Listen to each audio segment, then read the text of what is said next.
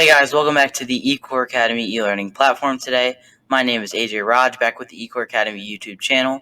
And before we get into this video, please make sure you've already subscribed to our YouTube channel, hit that like button, and also hit that bell to get notified on any of our latest posts. So let's get right into today's lesson. Today's lesson is all about types of bones in our anatomy and physiology course, and it's all about the different classifications for all the bones in the human body. And this is a very relatable topic, as many anatomy and physiology topics are, but it's because of its simplicity. You know, all of us are related to human body and the bones of the human body because we are all human bodies, and therefore we're consistent of these different kinds of bones. So I thought it was very cool and interesting if we could classify all these bones and into five and six major groups. And it's also very important to classify these different bones because, say, for example, I know a lot of people have gotten breakages in their bones and fractures, green thumb fractures, all those types of fractures. And so it's kind of important to classify what kinds of bones you have in order to identify the severity of what injury you may have gotten and the location of that bone. So let's get right into today's lesson. So before we get into the different classifications of the general classifications of bones, we're going to look at the bone function in the body. It's important to know what exactly we're dealing with before we actually classify and go into higher level concepts. So the adult human body consists of 206 bones, as you probably already know, as the toddler's body contains about 300 bones. Now, what this basically means is that since we have 206 bones as adults and we have 300 bones as children, that means we definitely have more existing bones as children. However, there's no such thing as like excess protruding bones or excess bones that we lose when we grow up. It's just that as those 300 bones are not necessarily all hard bones, as the adult body consists of 206 solid, hard bones. Now, what soft bones are in a young toddler's body, you have approximately, if you do the math, you have approximately 94 soft bones in a toddler's body or a newborn baby's body. And what happens is over time, within very instant amount of very small period of time, within the time that they hit adolescence, they will have fused those bones together. So those 94 bones will actually fuse together. So say, for example, instead of having a fully distributed arm, you'll have different segments of your arm split up into different bones, but then you have soft bones in between those different segments, and that's what keeps the body intact, keeps the body stiff and still.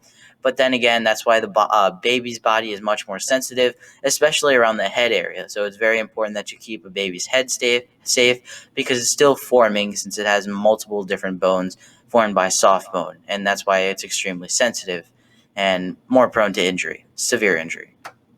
All right, and getting on to the function of bones. Bones provide body structure, protection of vital organs, and overall movement for the body. So I'm pretty sure you all know that the bones provide structure for the body because they're basically the only hard item inside our body. And just imagine your body without any of your bone or your skeletal structure here in our skeletal system. Your body would actually just be a giant blob or a somewhat stiff blob because you have muscle, but it would just be meaningless, you know what I mean, to have a human body as such with the given muscles if you cannot even have a stiffness or a structure to the body. And that's why bone is very important. And bone is also affected by gravity. So that's why the human body is adapted, and that's why we need bones under this gravity. Otherwise, we would most likely just, perish because of the pressure that gravity enforces on the body. And of course, muscles and bones are attached together in order to produce consistent movement. And as I said here, it protects vital organs and also gives body movement. People might not necessarily know that. Just because it gives foundation doesn't necessarily mean it's movement, but that's because of the attachment of muscles and bones, and that's because of the different joints here. The stiffness and the connection between tendons and joints actually provides that actual movement over consistent periods of time. All right, let's move on to the first classification of our bones. And yeah, let's get right into it. So first classification is long bones. This is one of the more common general classification of bone. And the long bone is a type of bone that has the least amount of density, as it is also longer than it is wide. So long bones are basically what's located in all of your limbs meaning your legs and your arms. And examples of that include your fibula and your ulna. So basically the major bones in your arms, because your limbs actually have major long bones in them. They're all consistent of long bones. As you can see here, each limb has 3 long bones, so therefore both of your legs each have 6, and both of your arms have 6 combined. So you have about approximately 12 major long bones, but there's also others included as well. But those are your major long bones included in your limbs. And just as you see here, based off of appearance, it's very simple. They're longer than they are wide. So they're much longer. They have the least amount of density, but they are the largest, the second largest bones. As we get into the next bone, which is the flat bones, and the short, and the sesamoid bones are that can be a bit denser, as the flat bones are actually the largest bones in the body, the rib cage. Um, Not necessarily the densest bones and the largest in weight, just to give you that. And also, regular bones are the largest in weight as well. So the long bone is basically what's included in your limbs. It's what you'd think of an actual bone, a regular bone. It's very long. It has long diaphyses, which are basically the ends of the bones, and they're basically included in your limbs, and they're very commonly known. And as you can see here in the arms, uh, these are the ulnas in the arm that actually are like the side growing bones that connect the the forearm to the rest of the arm up here. And as you can see here on the lower body, you have the fibula, which is in the lower body and below the knees. And it's basically what also is a supporting bone and what connects the knee to the rest of the leg below it. All right, let's get on to the next classification of bones. So the next classification we have here is flat bones. And flat bones serve to protect vital organs, as that was a major component of the skeletal system, but these are extremely important bones. And these bones are named because of how they expand into broad and flat plates near their diaphysis. And the diaphysis is just basically their bone endings. And they're found in the ribs and cranium and are example of larger flat bones. These are the largest of flat bones. And as you can see here in this rib cage, what happens is at the end, after they basically supinate and curl over into the center of the sternum, they start to flatten out from circular to flattened sides. And the skull is actually also another flat bone. It protects and houses the brain. It's also known as the cranium scientifically, as well as the rib cage, which protects many of the internal below the neck, all the internal organs in the upper body that include the lungs, the heart, and many others. And yeah, let's get into the next bone classification, which is short bones, which is basically the type of bone that is the direct opposite to the classification of long bones, as they are wider than they are long. As we can recall, long bones are longer than they are wide. The short bones are wider than they are long. And they're found in areas such as the carpals of the wrist and the tarsals of the ankle.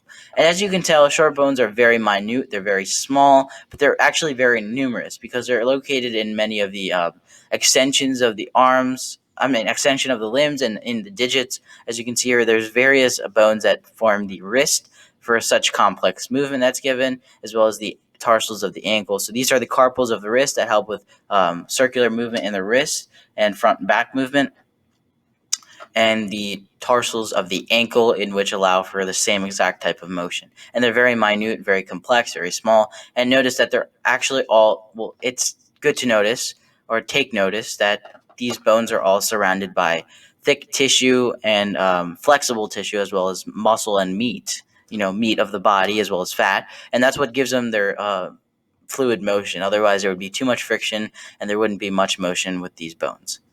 All right, let's move on to the next bone classification, and that includes our sesamoid bones. Sesamoid bones are bones that are subsections of short bones, so they're basically parts. They extend off of short bones. They're not necessarily a part of, but they extend off of short bones, and they are found within tendons, and they are named for their sesame shape. So what's important about sesamoid bones is that when you're looking at your extremities, like your digits, like your wrists and your ankles, and of course your knees, these moving points where there's lots of friction, such as the patella and the pisiform.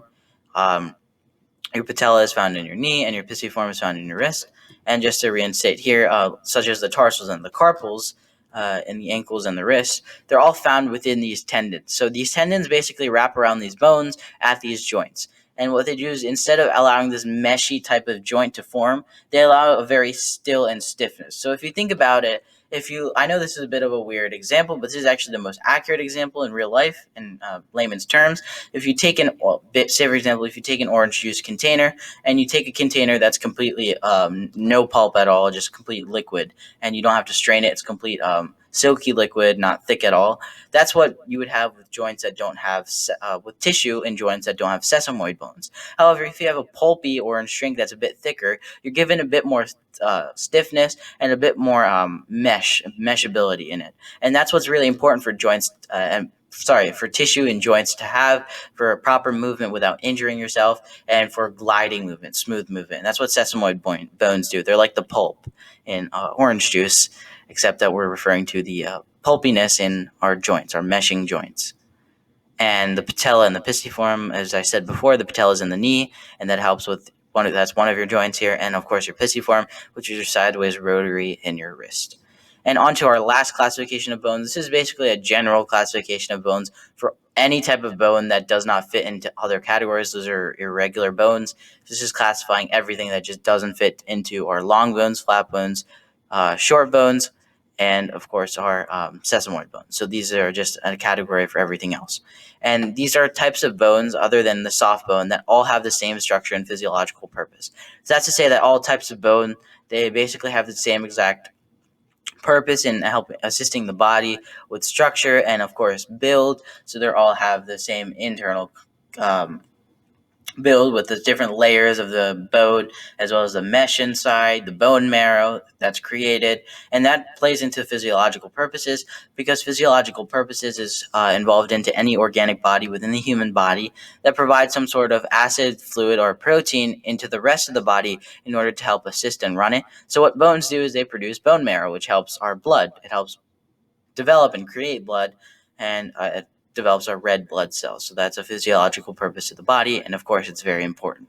And two common examples are the hip bones and the vertebrae. As you might see, like, these are very important bones. These are huge bones that you might already know by now. And this is the vertebral column. This is also an irregular bone, as you can see in its shape. It just doesn't classify into any other class that was stated above. And of course your hip, which is also known as the pelvis, and more specifically known as the pelvic girdle, that's also an irregular bone, and it cannot be classified in any of our other common bone types. So, all right, guys, there you have it. That's our video for today in our anatomy and physiology course, our types of bones. And this has been eCoreAcademy, our e-learning platform. So I hope you guys please like and subscribe to our channel and hit that bell to get notified on any of our latest posts, as well as visiting our website at eCoreAcademy.org, where if you make an account on our website, you get full unlocked access to our worksheets, integrated quizzes, as well as notes that go along with each and every single video and is organized into separate courses. And please make sure to visit all of our socials at Facebook, Twitter, and Instagram. Of course, search up eCoreAcademy, and email us at Gmail at eCoreAcademy@gmail.com if you have any questions or just want to reach out and talk to us. So, all right, guys, that was today's lesson. Hopefully you guys got to relate to this on a personal level, maybe. If not, just getting your some good general information in. And hopefully you guys took down some notes on this. So I hope you guys enjoyed. And yeah, that's it, guys. It's been AJ here. Hope you guys enjoyed this video, and I'll see you in the next one. Peace.